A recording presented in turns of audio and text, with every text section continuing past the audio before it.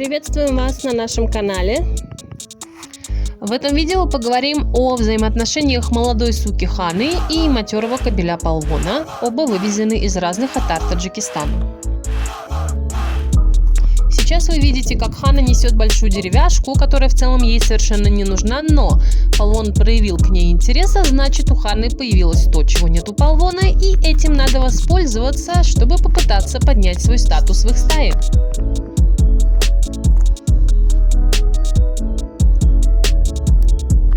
И вот мы дали небольшую палочку Палвону, но Хана в игре, пытаясь отобрать у Палвона эту палочку, разламывает ее на две части и свою часть пытается унести подальше от Палвона. Но Палвон включился в эту игру и теперь пытается догнать Хану и отобрать, что там у нее есть важного. Пойдем скорее смотреть, где там что. Пошли скорее. Пошли, не отберем.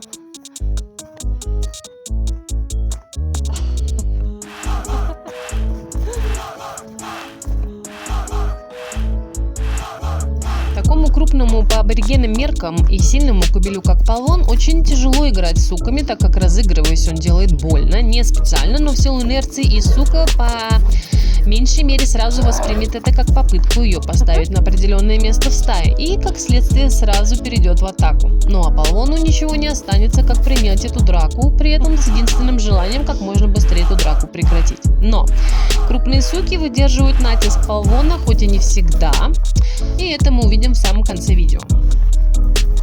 Ну а пока безобидные, но очень эмоциональные игры в догонялки.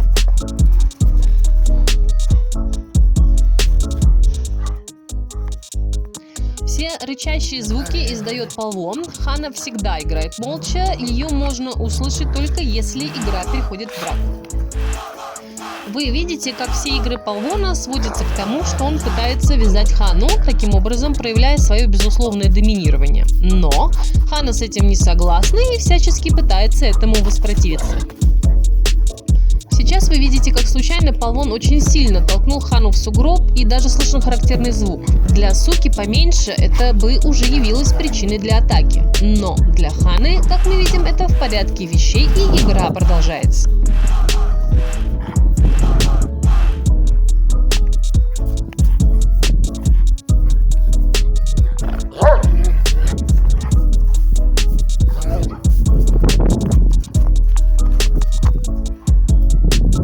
И опять мы предложили уже маленькую палочку Палвону, который с большой охотой ее взял и теперь дразнит Хану.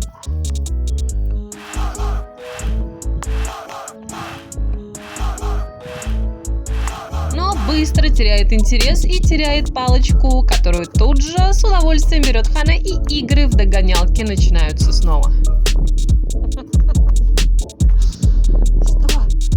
Пойдем отбирать. Пошли скорее отбирать. Пошли. Пошли отбирать. Пойдем у Ханки отбирать.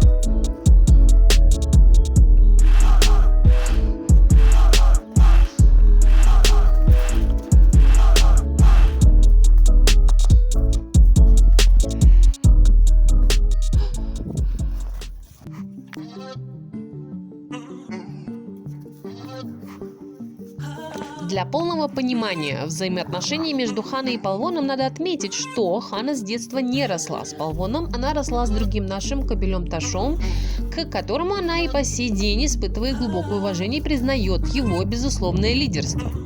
Так получилось, что с Палвоном Хану мы познакомили уже в ее годовалом возрасте, и изначально она его восприняла как агрессора и противника, и соперника для нее по всем аспектам.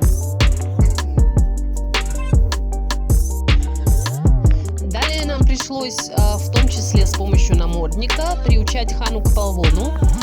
К этому видео вы можете перейти, нажав сейчас на подсказку, а также мы оставим ссылку в описании.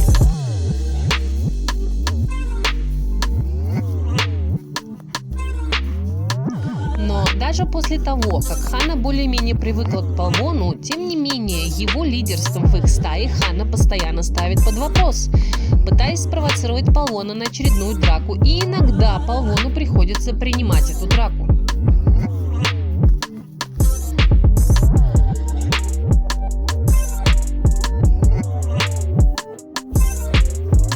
По взаимоотношениям отношении аборигенных собак, которые очень ритуальны, важно понимать, что матерый кобель в себе настолько уверен, что ему нет нужды это уже никому доказывать.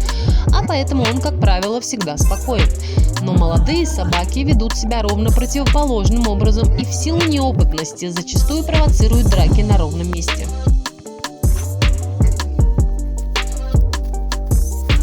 Стоит также отметить, что матерый кобель, когда вынужденно дерется с молодой сукой, делает это очень аккуратно, практически не оставляя дырок и старается как можно быстрее эту драку прекратить.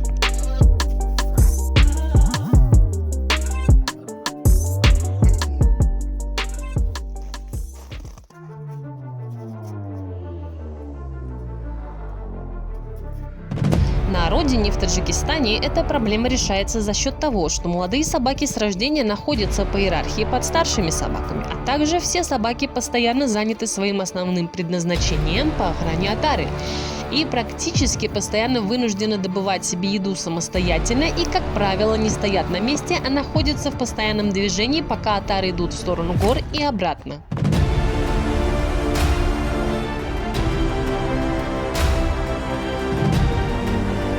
Сейчас вы видите игру, которая через несколько секунд перерастет в стычку.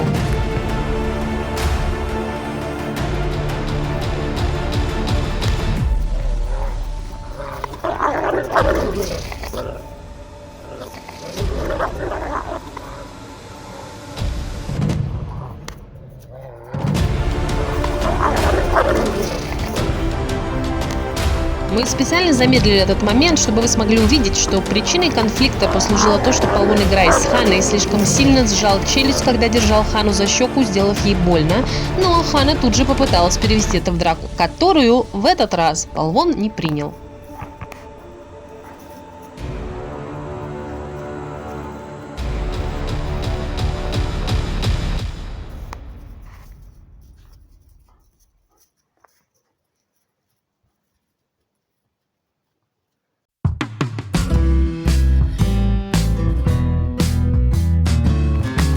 Хана еще долго будет провоцировать Палвона внутри территории, и Палвону еще не раз придется ставить ее на место. Но на прогулках все конфликты остаются дома. На нейтральной территории собаки ведут себя совершенно по-другому.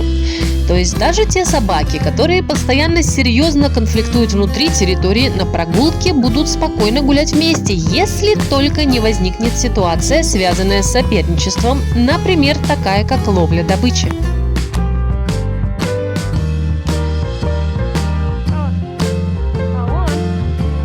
Мы благодарим вас за просмотр нашего видео, и если оно вам понравилось, пожалуйста, не забудьте поставить лайк. И до новых встреч!